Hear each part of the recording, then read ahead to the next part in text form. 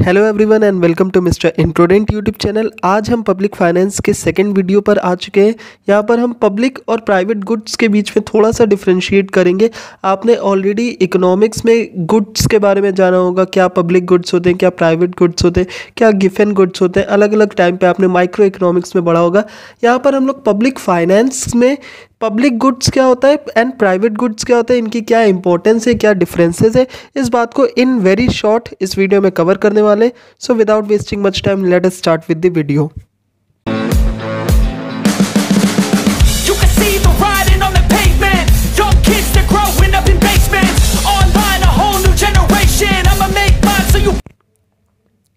देखिए, public goods आपको पता है कि पब्लिक गुड्स क्या होते हैं, जो सरकार आपको बना करके देती है या फिर सरकार आपको अवेलेबल करवाती है, जिसको कोई भी पर्सन जो है, जो भी एक सिटीजन ऑफ द कंट्री है, वो पब्लिक गुड्स को यूज़ कर सकता है। जैसे पब्लिक पार्क्स हो सकते हैं, रोड्स हो सकती हैं, स्ट्रीट लाइट्स होती ही है, बहुत तरीके की जितनी भी तरीके की पब्लिक चीज़ें हैं जो जिस पर किसी एक पर्टिकुलर इंडिविजुअल का या किसी एक आदमी का आप कह सकते हैं हक ना हो, राइट ना हो, कंप्लीट राइट ना हो, बल्कि जो गवर्नमेंट के अंडर में आता हो या फिर जिसे गवर्नमेंट ने बनाया हो, वही क्या होता है, आपके पब्लिक गुड्स होते हैं। बेसिक इनके कुछ कैरेक्टरिस्टिक्स होते हैं। सबसे पहले नॉन एक्सक्लूडेबिलिटी। इसका मतलब क्या है कि आप इसमें से किसी एक पर्टिकुलर इंडिविजुअल को या कुछ लोगों को अलग नहीं कर सकते हो, क्योंकि इसमें हर एक पब्लिक गुड जो है वो सबका ही होता है। एक बार अगर आपने रोड बना दी तो उस पर कोई भी चल सकता है, उस पर कोई भी अपनी गाड़ी चढ़ा सकता है। बट ये सारी चीज़ें थोड़ी सी कंडीशनल होती है। जैसे कोई नई रोड बनी तो उस पर टोल देना होता है। ये सब चीज़ें आपका पब्लिक फाइनेंस में एक अलग टॉपिक हो गया। मगर जनरली जो आपके पब्लिक गुड्स होते हैं, अगर कोई पार्क है तो उसमें पब्लिक का कोई भी बंदा जा सकता है, कोई भी उसमें उसको कंज्यूम कर सकता है। नॉन रिवेलरेस होता है। नॉन रिवेलरेस का मतलब क्या होता है कि अगर एक इंसान इसको बहुत ज़्यादा कंज्यूम कर रहा है तो उससे कोई नुकसान नहीं होता है, या फिर कोई मतलब कोई ज़्यादा कंज्यूम कर रहा है, कोई कम पार्क जाता है या फिर कोई ज़्यादा पार्क जाता है, तो उससे कोई बहुत डिफरेंस नहीं बनता है।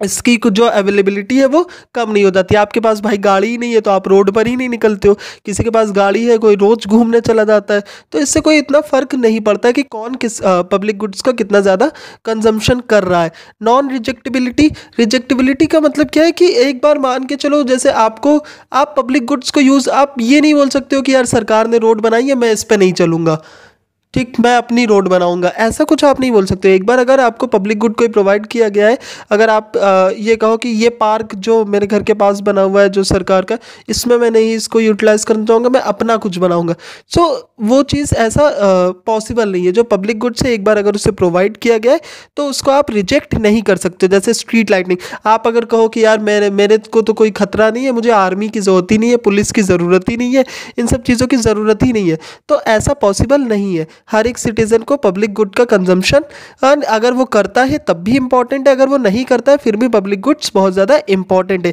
जैसे आपकी स्ट्रीट लाइटिंग हो गई, क्लीन एयर हो गया, पब्लिक पार्क्स हो गए, लाइट हाउसेज हो गए, ये सारे पब्लिक गुड्स होते हैं। नेक्स्ट, इसका इंपॉर्टेंस क्या है?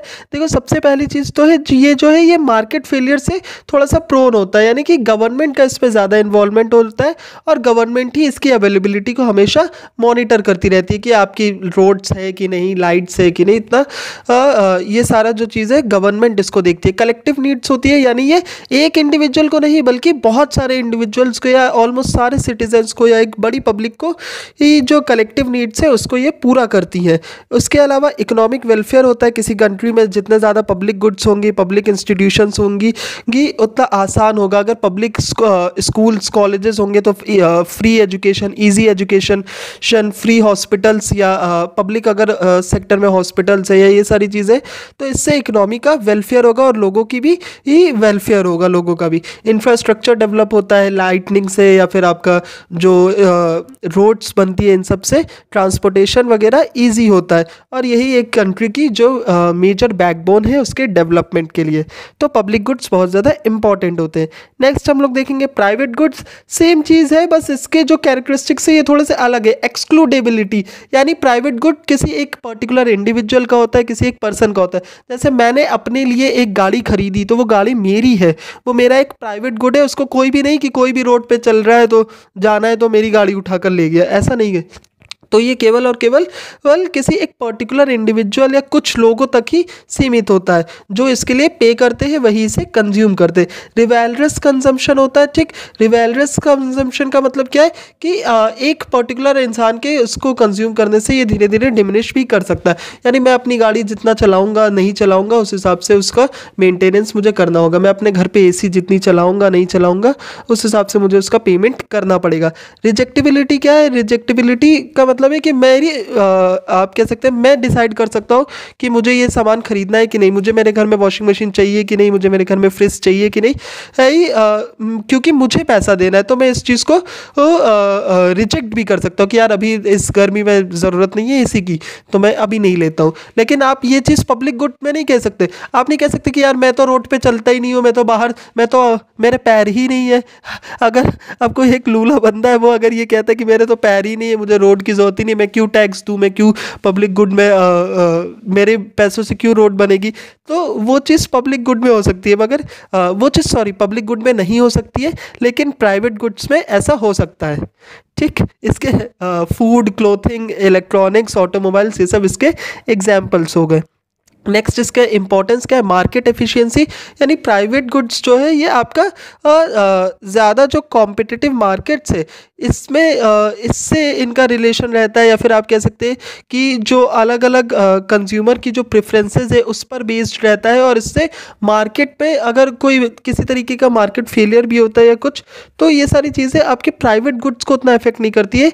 मार्केट जो है ये एफिशिएंटली वर्क करता है क्योंकि यहाँ पर हमेशा कॉम्पिटिशन लगा रहता है, ठीक। कंज्यूमर की चॉइस बहुत इंपॉर्टेंट होती है, स्पेसिफिक नीड्स के हिसाब से कैसी कार चाहिए, किस तरीके का कंज्यूमर है। बहुत अमीर कंज्यूमर है तो उसके लिए कैसी चीज़ें बनानी है, लग्जरी प्रोडक्ट्स बनाने, कोई मिडिल क्लास कंज्यूमर है तो उसके लिए कैसी चीज़ें बनानी है, तो उसके अकॉर्डिंगली ही उसके चॉइस के हिसाब से ही चीज़ें बनती है या प्रोड्यूस होती है। इंसेंटिव्स फॉर प्रोडक्शन मिलता है, ठीक। क्योंकि देखो प्राइवेट गुड्स, पब्लिक गुड्स का क्या है कि इस पर बहुत, जैसे अगर सरकार भी जो हॉस्पिटल्स चला रही है या जो आपके स्कूल्स चला रही है उससे कोई प्रॉफिट नहीं हो रहा है, बस पब्लिक वेलबींग हो रही है।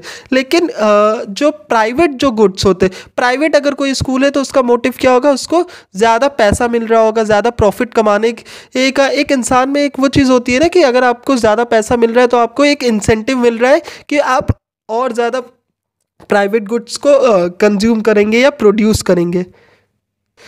और केवल ऐसा नहीं है कि जो पब्लिक गुड्स है यानी रोड्स और इन सब का ही इंपॉर्टेंस है इकोनॉमी की ग्रोथ में, नहीं, पब्लिक के साथ साथ प्राइवेट गुड्स का भी बहुत इंपॉर्टेंट है इकोनॉमिक ग्रोथ में। क्यों? क्योंकि जैसे बड़ी बड़ी जो इंडस्ट्रीज़ होंगी, बड़ी बड़ी कंपनियां बनेंगी, जो प्राइवेट कंपनीज बनेंगी, जो अपने यहाँ गुड्स बनाएंगी, प्राइवेट गुड्स बनाएंगी, ये वो बाहर भी उन्हें बेचेंगी, उससे भी काफ़ी अमाउंट में पैसा आएगा, तो वो भी बहुत ज़्यादा इम्पॉर्टेंट है किसी भी कंट्री की ग्रोथ के लिए।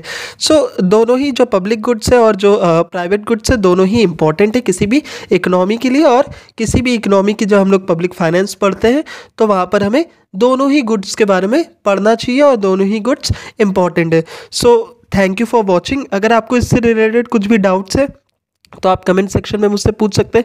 हमारे टेलीग्राम चैनल को ज्वाइन कर सकते हैं, वहाँ पर आपको कई डिफरेंट टॉपिक्स के नोट्स मिल जाएंगे, कई वहाँ पर आप डिस्कशन कर सकते हैं, मुझसे डायरेक्ट कांटेक्ट में भी आ सकते हैं अगर आपको कुछ भी इकोनॉमिक्स से रिलेटेड या ज्योग्राफी से रिलेटेड कोई भी प्रॉब्लम होती है। So thank you for watching.